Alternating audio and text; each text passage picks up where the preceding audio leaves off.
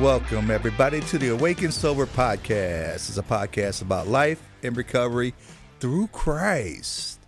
What's up, everybody? Want to say shout out real quick to Tactile Turn, our sponsors. Love you guys. Thank you all for looking out for us. And today we're going to be discussing step 3 again, right?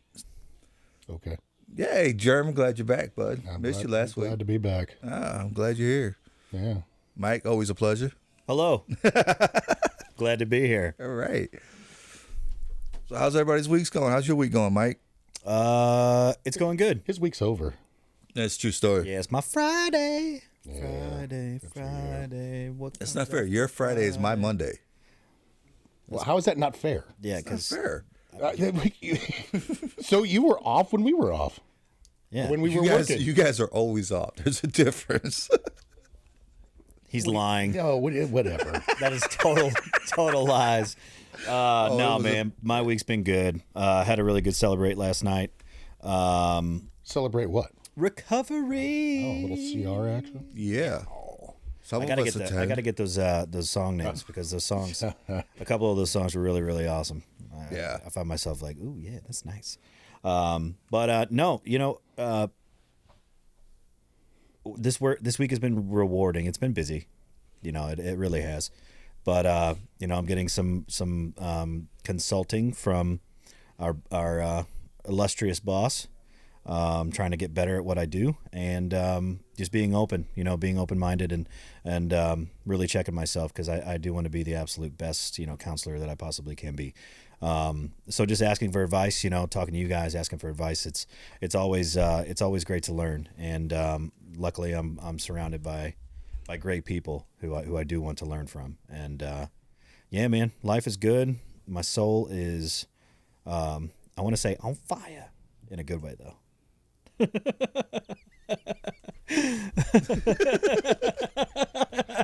My soul is not burning, but I'm feeling great, man. Right. Life is good. So, Perm, how's your week, brother?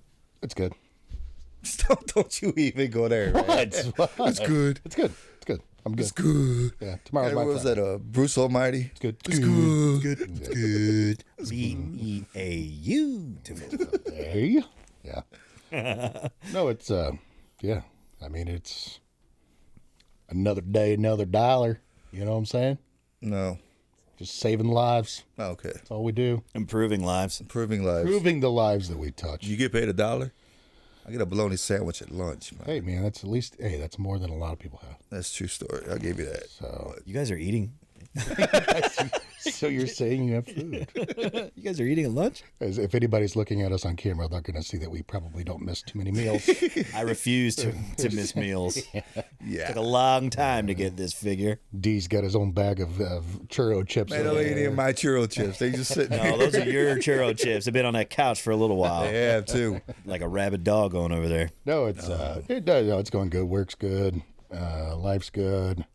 We're out of town last weekend for a volleyball tournament, so it's that exciting time of year for the my household. So Nice. sports every weekend. Yay! Fun. Yay! How are you? I'm doing all right, man. Let us say, man, I don't question my worth at work, but at the same time, it's We like do. funny guy. Everybody got Got him. jokes. Look at that. Got him. It's the comedy show tonight, guys. What a podcast. No, but it's just fun. I mean, obviously, I'm worth something more than even I would think that I am, because I'm giving certain clients for a reason, and it's like I never really saw that being a part of my work. But you know what? I'm okay with it. So it works for me, and doing just outside of that, I'm doing pretty good. Pretty good. Can't complain one bit, man, for sure. Wow. Good to hear. So today, well, we're missing our compadre. Yes. Yes. The elder statesman. on the podcast. Wait, Elder statesman. is he the eldest? Yeah. He Oh, is yeah. the, By he is the far. eldest. I didn't by think he was far, bad. by a couple years. I thought it was a couple years because Derek looks a lot better than what he is. So My God. You ain't got to build me up, Dud. I'm already done. I'm the baby. So This is true. so Shane, can't wait to have you back, man. You're taking care of some business, and Well, let's throw up what he's taking care of, though. He's working on a testimony with an individual who we have worked with for years that finally has a year completely sober. Yep. And he'll be back on the program before too long doing another interview with us and stuff. So I'm looking forward to that. yeah, But I'm very, very excited that he's doing that right now. And proving, even him outside of the aviary, he's doing proving lives he touched. Yeah. absolutely, Good. How about that? absolutely. So what did you guys? I did. So I obviously wasn't here last week. So you guys touched a little bit more on step 3. Is that correct? Yeah, we did went to the thriving, surviving, Our prosperity will. over riches. We did wills and lives, or lives and wills. Yeah, Okay. Discussing the different interpretations. that's what you guys did. Oh, that is what we did. Right. Last week we got into the willing and willingness versus willfulness, prosperity outside of riches, surviving versus thriving. Oh, yeah, that is We right. got into all that last week, and that. So We just- do a lot of recording, y'all. So Yeah, and if y'all missed it, should have dropped by now, and you guys be able to share to watch it. It was really good. You'd enjoy the thriving and surviving and stuff. So, like, real quick, what is the difference to you? What is thriving and what is surviving? Thriving is, I don't know, being successful. What's, as Shane would say, since he's Oh, my not here, gosh, what does success mean to you? I think going in a positive direction. I know. I can't even talk. Surviving is literally just kind of scraping by. Okay. And then I think of thriving as in I'm at peace with everything that's going on and can see the good in everything that's around me. Whereas if I'm surviving, it's like I'm just waking up just to check off another box. Yeah. You know, it's really surprising how many individuals I speak to that does not like the term of checking boxes. I don't like checking boxes because Amy's a checklist person. No, I mean, I'm calling people out on being box checkers, and they're like, no. What do you mean being a box checker? So I got to speak with an individual, and we started discussing. He's like, well, I got to do this. I got to make sure this, and this. I said, so you're checking boxes? Yeah, doesn't everybody? I'm like, no. Well, shouldn't you be checking boxes? No, for what? Look, like he tried to call me out when I go to the gym. Okay, so I go into the gym, I go to work out. I'm working out biceps and triceps today. Do I check off each one I do? No, I go and work out. It's not a box check. That's just part of my recovery that I need to do in order to maintain. Curls for the girls. No. yeah. My Fries for the guys. shut the front door. Sorry. So thank you for your interpretation of surviving and thriving. So we've talked about step 3 for a couple weeks, and we'll continue to talk about it. We talked about what it is, and the next episode, listeners will hear about wills versus lives versus wills, but we haven't really talked about how to work a step 3, and that's really where I want to dive in today. So when we I'm just gonna start with a few tips. So here's 4 tips on how to work step 3. Be open to receiving help, even though we know it's difficult to give up control. Recognize that working step 3 is a process, not an immediate solution. There's that word again. That process word. What's the definition? A series of something to get a particular result. Yes. Series of Steps. steps and procedures to reach a Particular. goal. Yeah. Yeah. Close enough.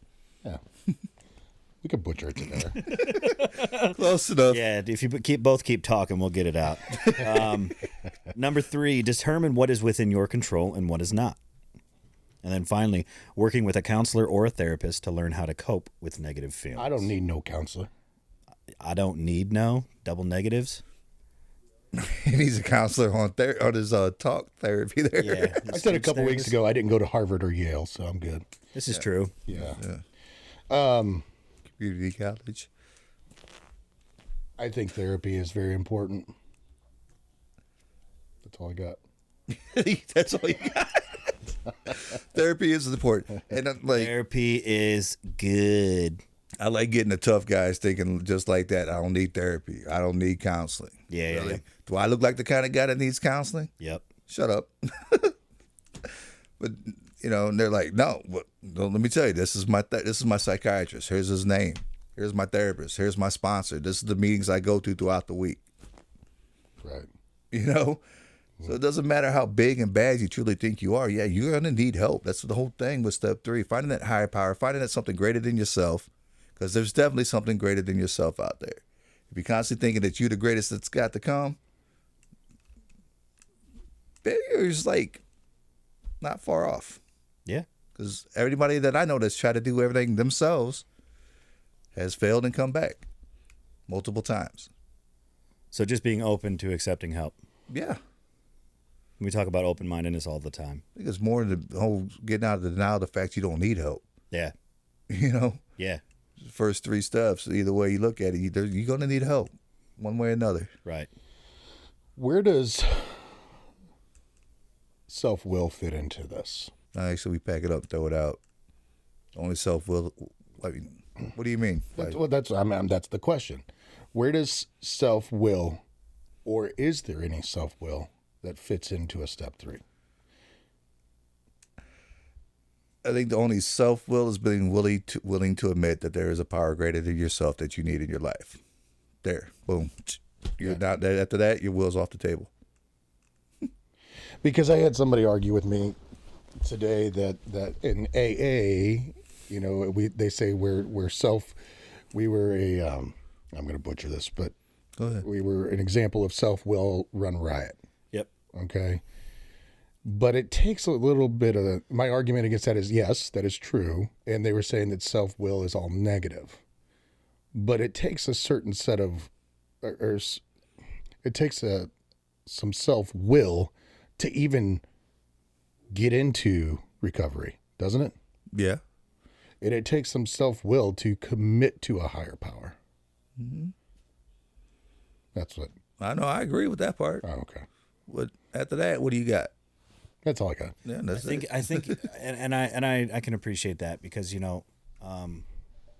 yes, you are the one doing the work, right? But having a higher power is, or accepting the fact that there is something greater than myself, is I'm not doing it for, I am doing it for myself, but I'm not doing it for myself. If that makes sense, you know what I mean? It's not self-satisfying why I'm doing this. Does that make sense? You're not being self-centered. I'm not being self-centered, right? And so I think, yeah, you are making that decision, but I don't know if I don't know. That's a good question.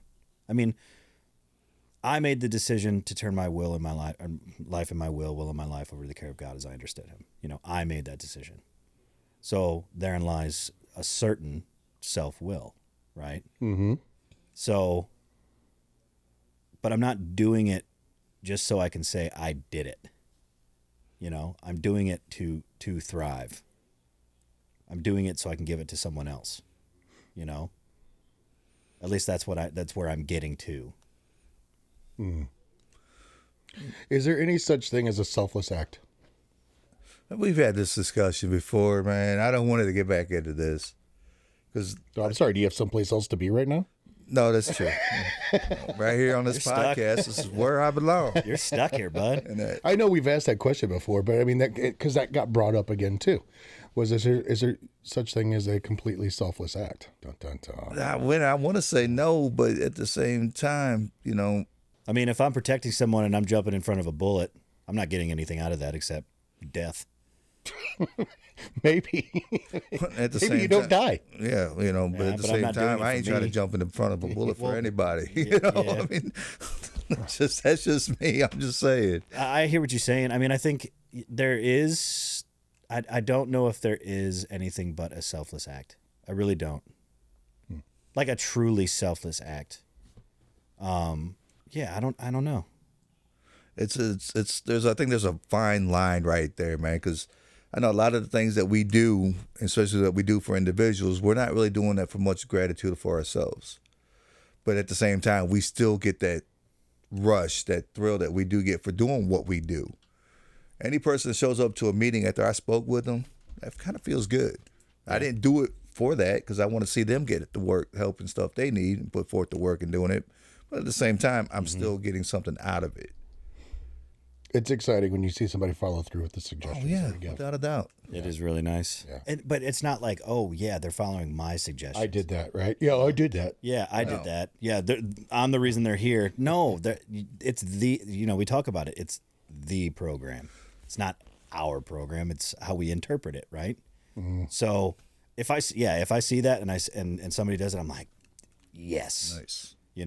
Like not, yeah, Mike, good job. But like, yeah, man, like that's what it's all about, taking those suggestions because that's what we had to do early on. And that's what we have to continue to do to maintain our sobriety. Mm. Yes. He agrees. He does, I think. In one word. Yes. Yes. So when you did your step 3, when you worked your step 3, how did you figure out how your self-will affected others? Did that play any role in your step 3? How did it affect others? How did your self-will affect others? Well, because it was my attitude and stuff that was upsetting a lot of people. Because, me not listening to what they had to share, me not doing what I needed to do for myself. Because, I don't need that kind of work. I don't need that kind of help. Mm-hmm. That was, people were having to look at me like, oh, that guy's going to end up dead if he doesn't change. So, that could put an effect on somebody having to deal with that. So I didn't know about it until I got sober. I didn't realize how it affected people until I actually got sober. Because I thought everything was fine. But the further I got into recovery, the more I realized, oh man, I was like a big stone you throw into a lake, and there was a huge ripple effect. And by working that step 3 and saying, okay, I'm not going to live by my will anymore. I'm going to live by God's will. I can start to mend some of that stuff. I can make those ripples smaller and smaller and smaller. But yeah, like in the midst of it and in the heat of it, do we really understand what our self-will is? Not really. I don't think so. We're just doing things for us. Do we call that self-will, or we just call that looking out for us? Looking out for us. Looking out for self. Because we think we are surviving. We're not thriving, Mm-hmm. Get them before they get me, and I ain't getting got, right? Mm-hmm. That what he said. Ain't that what was said last week? Jeremy, did you notice it before you got into the rooms and got into recovery and treatment, and that my self-will was affecting others? Yeah. That I was self-centered to the extreme? Yeah. Yeah. Yeah. Oh yeah. I was a grade A butthole. Yes. Yeah, there you go. Yeah. You were okay, buddy. Yeah. Okay, look here. You're great. Yeah. You're number 1. So, and that's it. I think I touched on this a couple weeks ago. Like, my default setting is still that guy. Yeah. And so, because I was that guy for a very long time, and that was my coping mechanism, or my defense mechanism for everything. Right? You're getting too close to me, I'm gonna be a butthole. Right? I want everybody to see this persona of me so people don't get close to me. And so I've been very conscious of that lately, trying to change that, because I don't, being sober for several years now, it's kind of like, all right, we talk about it all the time. We need to turn our character defects into character assets. How do I do that, right? Because my defects are still there. And so how am I going to turn this into something good, And I think it's just doing it, showing others that it can be done, and being completely honest and open and transparent about it too. Like I struggle, I'm dealing with guys who have anywhere from 1 day of sobriety to, I think one of the guys in my house has just 7.5 months. And congratulations, whoever you are. Yeah. Matt T. Okay. Yeah. He's the elder statesman. That's he's the elder statesman. Yeah, then I got another guy who's just 7 months. It's a couple days behind him. But anyway, I can I share as much as I possibly can because there's that ethical line there. But it's like, look, guys, I'm going to tell you right now, you have a lot to learn, and it doesn't. Not that it doesn't get harder, it doesn't get easier. It's just knowing that God is there with you and that you're taken care of. I think that's the comfort you can know is that, and that's, I think, important in step 3 is I'm turning my life over to Jesus once, right? I have to turn my will over to him each and every single day. And I know that if I do that, and sometimes it's several times throughout the day, sometimes I forget, oh, wait, why am I so angry? Oh, it's because I'm being self-centered. And so it's kind of like you have to constantly be resetting yourself throughout the day. But then you have to be willing to take suggestions from the people that want to, that I have in my life that hold me accountable, whether it be you, or other people we work with. It's like, I need you to call me out on stuff, and I might be a little agitated about it, but I need to hear it. Yeah. I think they call that. Did that answer your question? Yeah, it's a process. Back to the process. Back to the process. That's the second tip. It's not an immediate fix. It's not an immediate solution or cure, right? It is constantly growing, and it's constantly, turning that will over. Back to what you were sharing about, that it doesn't actually get easier, but one of the things I like to share, but it starts becoming more capable to maintain. Right. It's not so much that it's easier to handle; it's just more capable of maintaining. And I think it goes back to accepting life on life's terms. And it's like, look, there's going to be good days. There's going to be bad days. There's going to be birth. There's going to be death. There's going to be struggles along the way. And as long as I can actually say, you know what, I don't have to drink over any of that today. I don't have to go to the bottle. I don't have to go to the bag. I don't have to go to anything. I'm gonna experience it because that's the way God intended it to be. And I think that's what gets me through the day. I never paid attention to it, but I just had a thought. When we're doing the Celebrate Recovery Serenity Prayer, it talks about, taking as Jesus did the sinful world as it is and not as I would have it. That kind of goes right on the lines like you just shared about taking life on life's terms. Yeah. I never really paid attention to that before. I didn't either. 5 years of this, boom, now I finally get it. You're welcome. Thank you. So I didn't need your help. which ties into step 3, identifying what is out of our control and what is in our control. Life on life's terms, to me, that is basically relinquish control because you really don't have any. I have control over my reactions, my thoughts, sometimes my emotions, but typically when I have a poor reaction, I get poor emotions, which lead to poor thoughts. And then before that would also lead to poor decisions, and then next thing you know, we're stuck. Yep. Reactions lead to bad emotions, which leads to bad thoughts, which leads to hey, that's that triangle thing, ain't it? That is that triangle. Yeah. Yeah, that triangle thing. Triangle thing. L7, baby. Yeah, that triangle thing. Triangle. But, that was one of the biggest things that for me was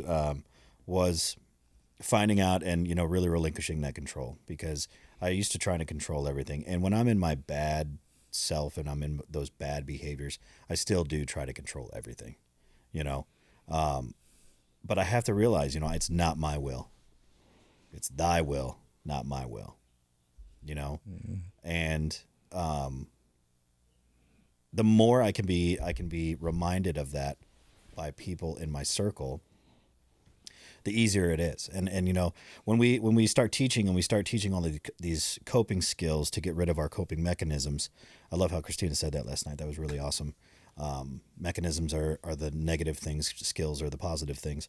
When we get rid of those and we practice those good coping skills, it stops becoming something that I'm doing. It just becomes a part of who I am, So like you said, it gets more manageable. It gets more maintainable, right? Mm-hmm. It's not I'm doing these things or I'm giving it over actively, but it's not passively either. It's just kind of it is, Yeah. When I share about the mechanisms and skills, the mechanisms, excuse me, I can't speak. Humidity. We Go know. again. Yeah, we know. Humidity. Anyway, a mechanism is a device that's there to pick up and use with no problem. And it's so much easier just to pick something up and use it than it is to actually learn something, which a skill is something that is learned.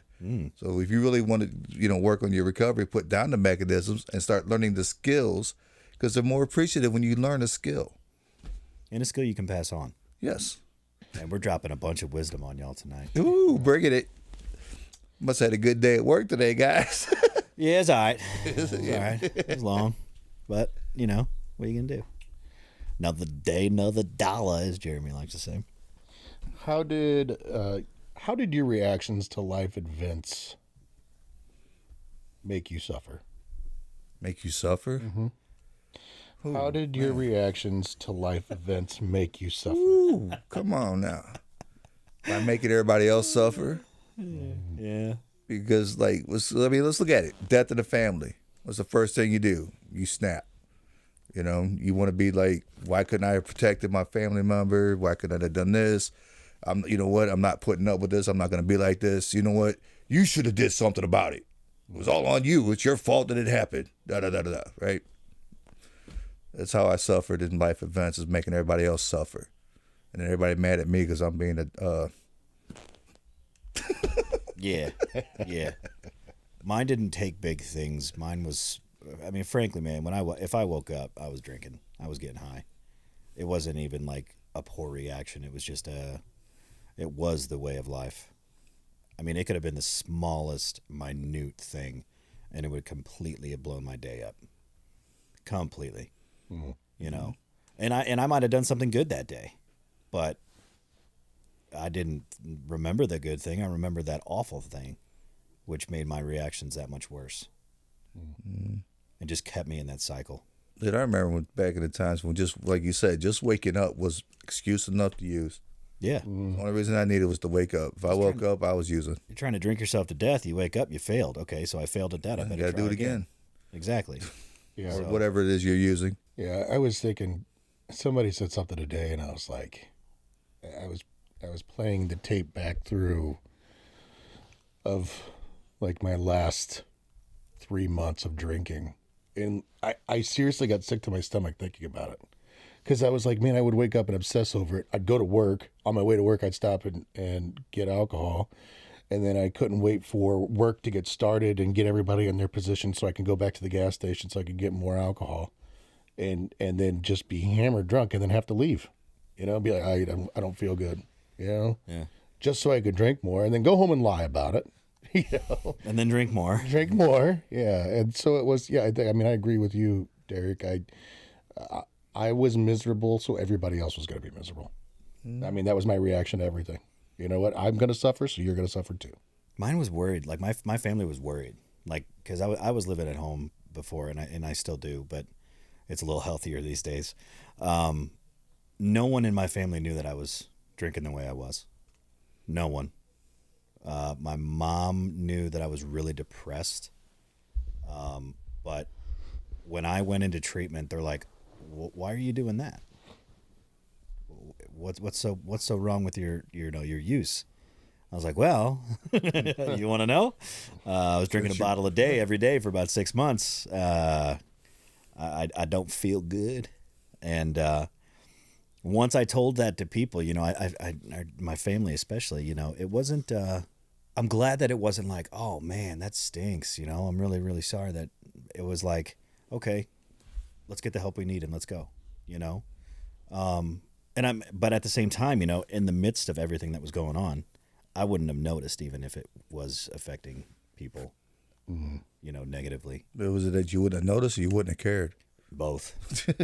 And if someone brought me something, I would be like, whatever. What are you talking about? Right. It's not that bad. And I would lie. No, my thing was, so going back to the turning it off on the other people, was I was trying to find humor in making them feel bad.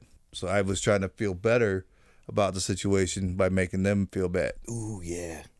But then when somebody gave you something, it was like, oh, I'm smacking them. Like, bink, Oh right man, upside the like head. I can't handle it. I can dish it out, but I couldn't take it. Do you have any specific examples of how you turned your life and will over to your addiction?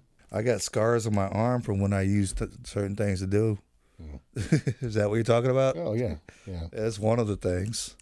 I don't have my daughters in my life because of my addiction. Not as much as I would want them in my life, anyways. Mike. Yeah, I have a ruined relationship with a fiance that I thought I was going to be with. I have 2 scars on both my eyebrows and my nose. So every time I look in the mirror, they're all induced by substance use. One, I opened up my my car door into my face, completely into my face, and I cracked my eyebrow open. And it wasn't even my car. My mom was picking me up to go to work. It was your mom's car. You were getting in the passenger seat. I was getting in the passenger seat, and I was mad because I was late for work, and I went wham. She goes, "Oh my god!" I went to work. She got a butterfly stitch and got me closed up, and yeah. That's so funny. I don't know why. I'm just picturing Mike getting smoked. Just smoked myself, and I was like, "Oh, are you kidding me?" And then another one was, and I could go on. I got stories for days, but Right? Every time you get in your car, you remember, right? 100%. Yeah. Like Yeah. easy. I'm gonna get around this guy real quick. Better watch yourself, door. But yeah, there's plenty of reminders. You know,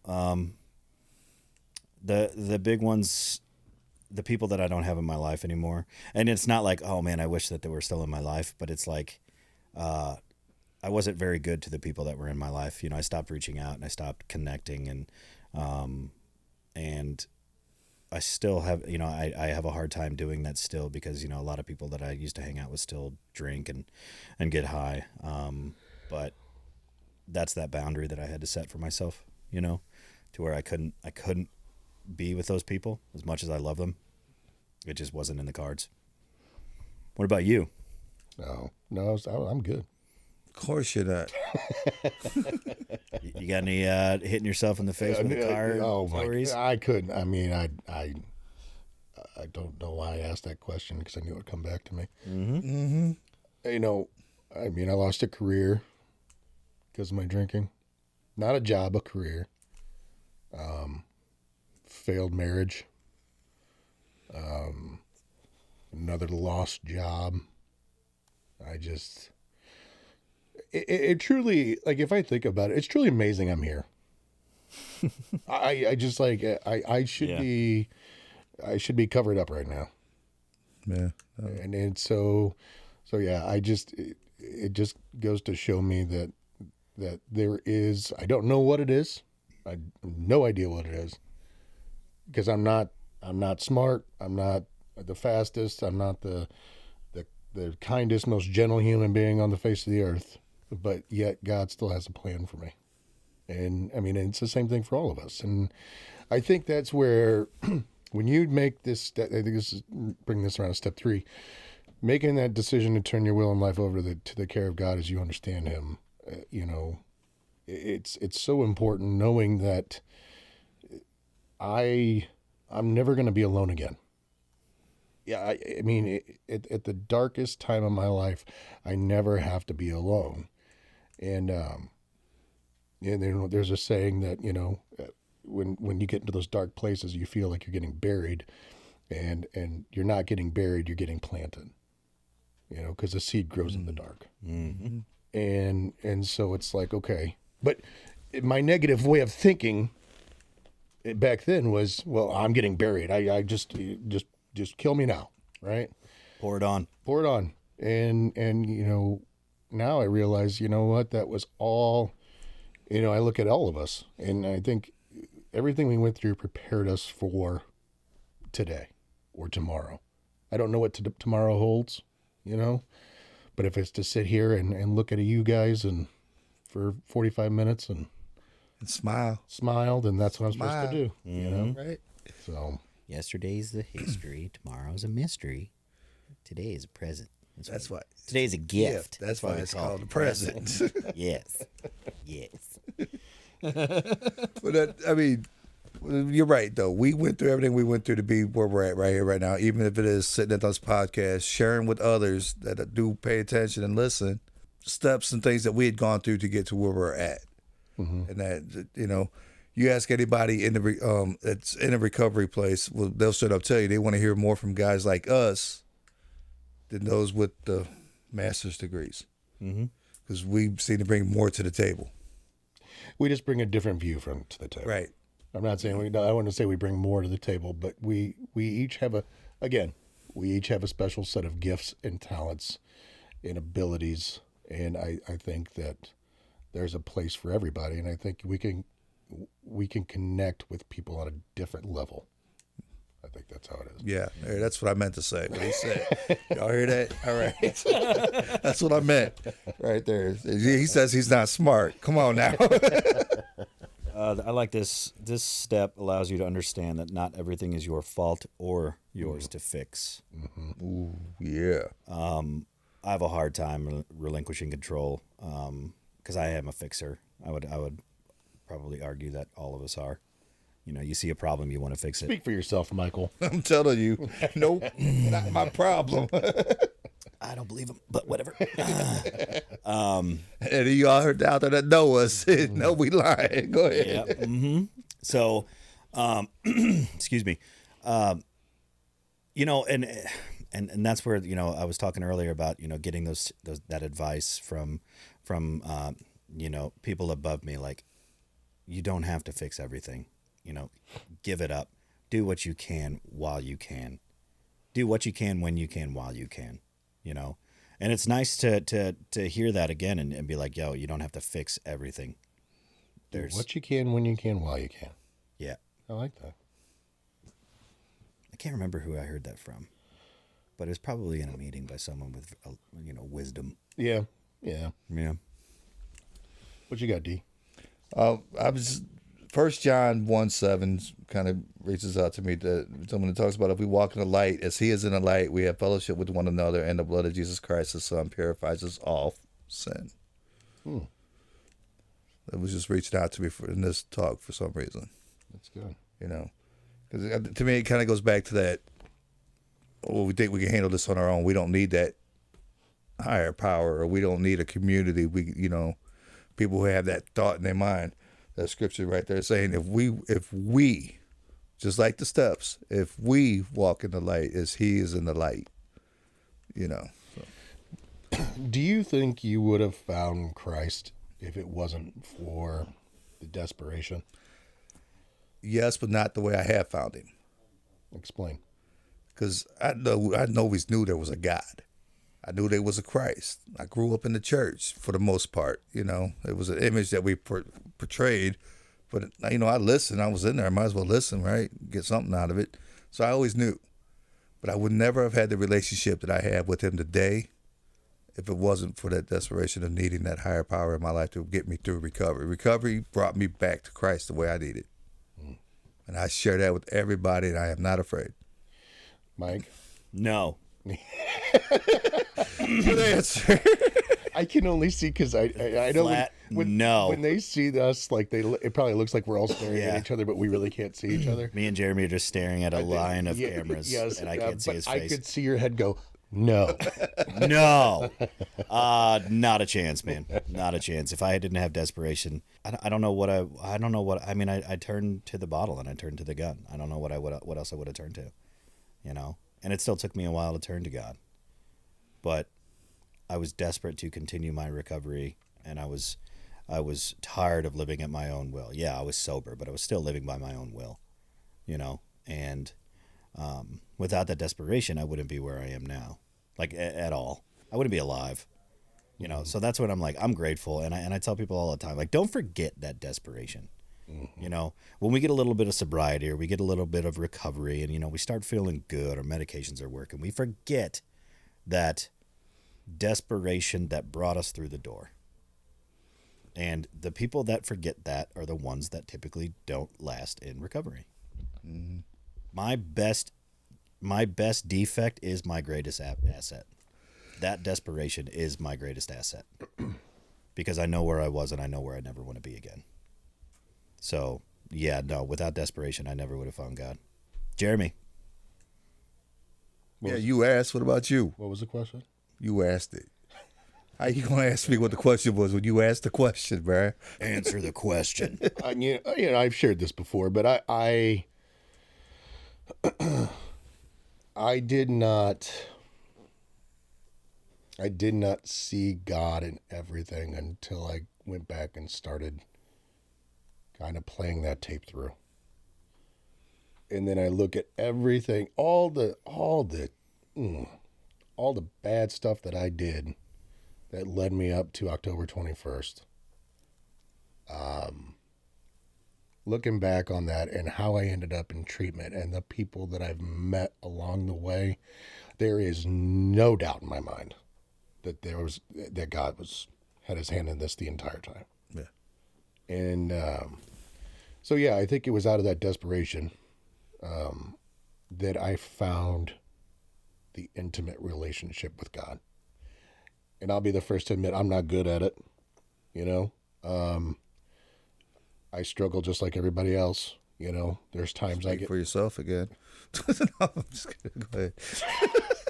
We don't have any ego. I love it when he makes a joke and then I look and he's like, "I'm sorry." No. Don't keep going. Keep going. Go. It's fine. All right, so everybody can see I'm a big guy, but this dude over here, let me tell you, I'm a little bit bigger. My camera zoomed in. I'm not that big. Yeah, like this way and this way. You know what Mike told me? He said, I have a tiny head. He did. He straight up told me, he's like, did you watch the video? I said, no. He's, your head's so small. I told him, I was like, when you don't wear a hat, you got a tiny head. Well, it's because my beard and like my 4 chins are underneath my beard. So like it just all your chin, not your chin, but your hair does fly out there. Yeah. And it just comes to a cone. I got one here. Job 11:13-19. Oh, Job. Surrender your heart to God. Turn to him in prayer and give up your sins, even those you do in secret. Excuse me. Then you won't be ashamed. You will be confident and fearless. Your troubles will go away like water beneath a bridge, and your darkest night will be brighter than noon. Nice. Ooh, it is nice. You got one for us there too, boss? Oh, mine is staying with John, but we're going to go with the Gospel of John. John 14:6.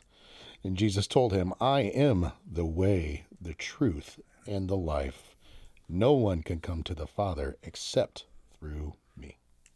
Amen. Turn our will and life over to him.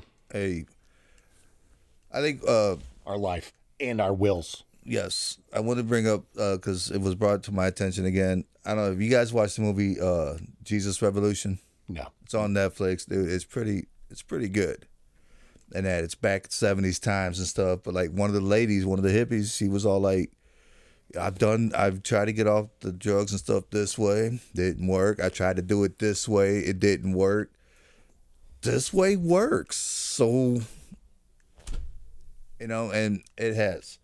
I've seen it work for a lot of people. And that's why we do what we do, is to bring Christ, because that way has worked. And, what do you got to lose? So, oh my gosh, you got to find a little bit of humility and kind of surrender yourself a little bit. I said humility, man. Humility? Shut up. Mind your business. All right, I'm just saying. You really have nothing to lose. We don't do what we do because we get something out of this. We do this because we've seen turning our lives and our wills over to Christ. We've seen step 3 at work in our program. This is why we bring it out here, because we want to let everybody, we want to make it, I guess, more comprehensible to people and what it has done for us and what we've seen it do. Yeah, don't be too cocky and arrogant that you think or believe that there is no God, and be blind to the idea or the fact that your idea could also be wrong. Because I think that's where, I deal with the men in recovery who, I don't believe in God. I don't want to. I think that people that believe in God are the crazy ones. Well, and how do you know your way's right? You're so sure that my way's wrong. How can you be so sure your way's right? Is there a top seller book on your way? Yeah, no. I'm just saying. Well, I mean, you can't. Like, you can't be so sure that my way's wrong and your way's right. Right. So tell me why I should believe in what you believe in. Mm-hmm. Well, how do you just not believe? Well, tell me. I don't know. Well, Okay. well, try this way. Just let me Right. know. Let me know how it works out. Maintain an open mind. Open mind, willingness. Well, I mean, let's even go to the newcomer who doesn't know Christ yet. Yeah. Coming into the program. There is something greater than yourself. That's all you have to believe in. That's it. You know, like I said, it was your interview that we did that you had brought up that your higher power was those rooms, those groups. That I took my time out of my life and went to see what this was really about and realized, okay, there is something greater than myself going on in here. And this is So it's a start. getting to this argument. Do you have a choice whether or not you drink or use today? Yes. I do. You have a choice whether or not you pick up the bottle again or whether or not you shove some dope in your arm. Right. Right. Yes. But once you take that first drink or you take that first hit, do you have a choice anymore? No, the disease is re-triggered and it comes out, 'cause, and I'm back at the same old thing. Would you say that your addiction had 100% complete control over you? I woke up to get high, yes, without a doubt. Was that a higher power for you? At that time, it was. So don't be so naive to think that there's not a higher power when your like it. addiction in itself was your higher power. Well, that was a choice I made. Well, guess what? You gave in to that choice every single time. Right. So when people say, well, I don't believe in a higher power, well, your addiction was your higher power. So don't tell me that you can't believe in a higher power. Sorry, I'm getting all on my soapbox. No, it's good because this is what this is about, man. We wanted people to recognize, we want people to bring people to Christ, without a doubt, because that's what we all believe in. Mm-hmm. At the same time, like you said, just recognizing that there is something greater than yourself. Because you think you can overcome your addiction.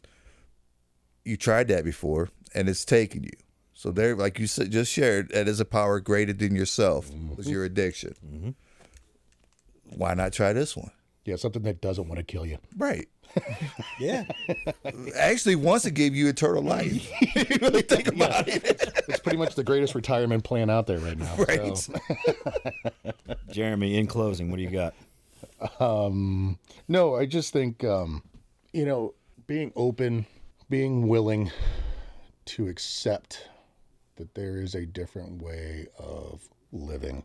There is a way of living that is far greater than anything you could ever imagine. I know as I sit here today, I can't help but be grateful for everything that God has done for me in my life. And there's no doubt in my mind that he exists. There's no doubt in my mind that someday I'm going to go be with him. And I'm happy about that. I'm at peace with that. I'm good with that. So that's it. Amen. Jesus loves you. That's all I got. Yeah, right. So 1 Peter 5:6-7, right? Humble yourselves, therefore, under God's mighty hand, and he may lift you up in due time. Cast all your anxiety on him because he cares for you. He does. He does. I'm not done yet either.